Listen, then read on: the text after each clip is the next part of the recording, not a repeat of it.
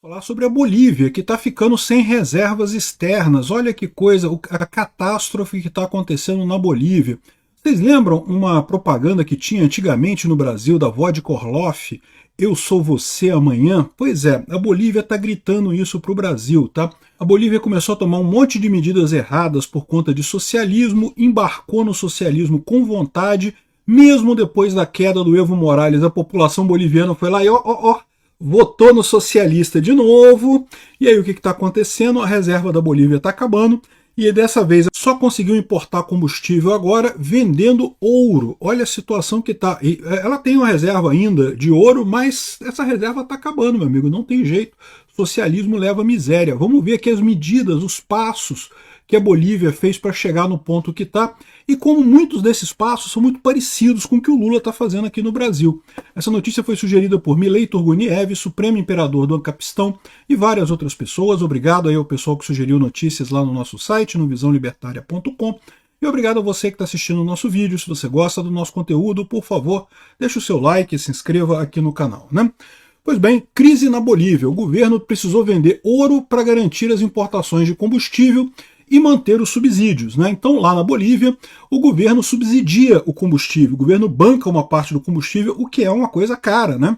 Lembra? É mais ou menos o que o Lula está fazendo aqui no Brasil. A Petrobras está operando no prejuízo para subsidiar o combustível no Brasil. Isso é insustentável no longo prazo. Uma hora quebra, né? Uma hora dá problema.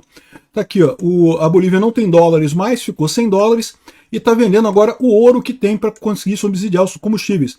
O que não está falando nessa matéria da Isto é que ela está vendendo ouro para comprar combustíveis e depois subsidiar isso para a população, tá? É o que está falando aqui a Infobae. A Infobae é um jornal lá da Argentina, para garantir, vendeu ouro para garantir a importação de combustível, ou seja, não estava conseguindo nem comprar combustível a Bolívia, né? E segundo eles estão dizendo aqui, está tudo bem, porque a Bolívia tem reservas de 1,9 bilhão de dólares e apenas 50% era em dinheiro, o resto é em ouro, e já está vendendo o ouro agora, já não tem dólar mais, não tem mais o dinheiro da reserva.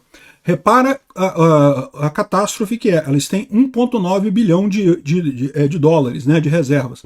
O Brasil tem 300 bilhões de dólares de reserva. Reserva tem que ser grande mesmo, porque tem que garantir o pagamento do serviço da dívida por um tempo significativo, caso o país caia em ataque especulativo. A Bolívia está muito frágil, meu amigo. É que a Bolívia é pequenininha, tá? Em termos de economia, é menor que o Rio Grande do Sul. Desculpa, é melhor que o Mato Grosso do Sul. É um estado, a Bolívia é realmente um país muito pobre, né?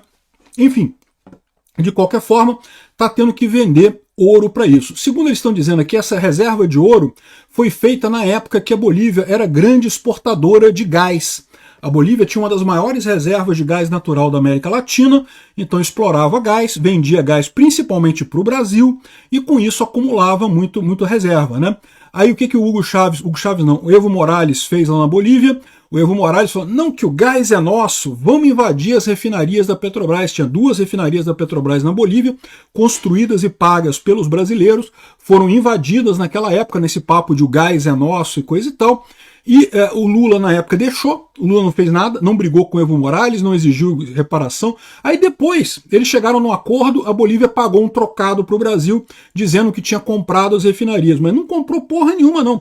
É diferente, comprar é quando você combina o preço antes e depois dá o dinheiro. Quando você vai lá, rouba coisa da pessoa e depois fala, ó, te pago tanto nisso, isso não é venda, isso é roubo, continua sendo roubo. O fato de você dar dinheiro depois não muda o fato de que as refinarias foram roubadas e que o brasileiro ficou no prejuízo nesse negócio por causa da bananice do Lula. Bananice e chupação de pau do Lula, de líder ditatorial da América Latina, né? O Lula falou mesmo, não, que autorizava, que não sei o que lá, que o óleo é nosso, não sei o que lá, umas besteiras dessa. Mas, se foi ruim para o Brasil essa história, foi muito pior para a Bolívia, porque é o que eu falo para vocês, essas coisas de estatização e coisa e tal, isso só piora a coisa. Depois disso, nenhuma empresa mais quis investir na Bolívia, por motivos óbvios. Você vai construir uma refinaria na Bolívia para quê? Para os bolivianos tomarem a sua refinaria e você ficar sem nada? Ninguém mais vai investir na Bolívia, né? Pois é, e daí veio a desgraça deles, é o que eu falo sempre para vocês. O mercado de petróleo e gás exige investimento constante. Se você fica agora, não, o petróleo é nosso, é meu, não vai ninguém, toma aqui, eu peguei tudo, acabou.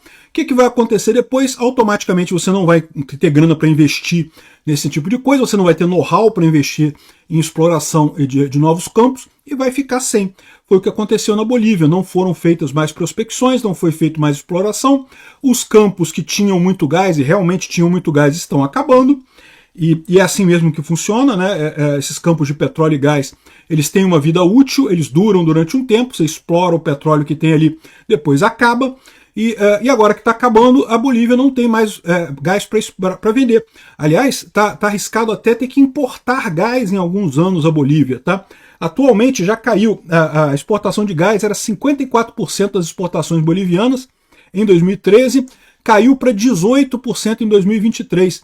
E continua caindo, porque a cada dia que passa, mais poços secam, né? O poço chega no fim da vida útil dele, não produz mais, e como ninguém é maluco de investir na Bolívia, você não tem mais novos poços sendo perfurados por lá.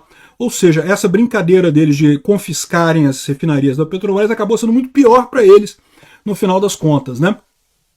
E tem que tomar cuidado com isso, porque o Lula adora essas ideias também, de o petróleo é nosso, tem que tomar tudo aqui. Não queria reencampar a Eletrobras, felizmente o pessoal segurou o Lula, não aceitou que ele comprasse de novo a Eletrobras, né?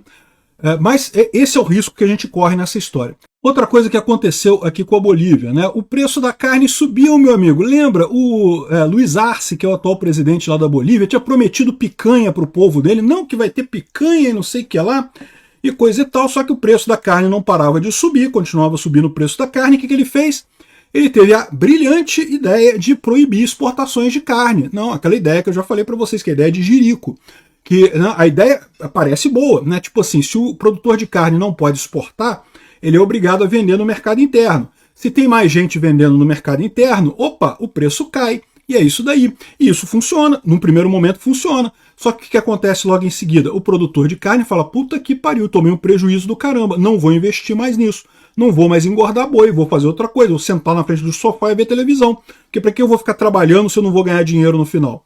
E aí o que acontece é isso, no que eles fizeram essa brincadeira, aqui está escrito, pecuaristas da Bolívia protestam a suspensão de exportações de carne do país, né? Então a carne de boi não pode ser exportada da Bolívia para baixar o preço da carne.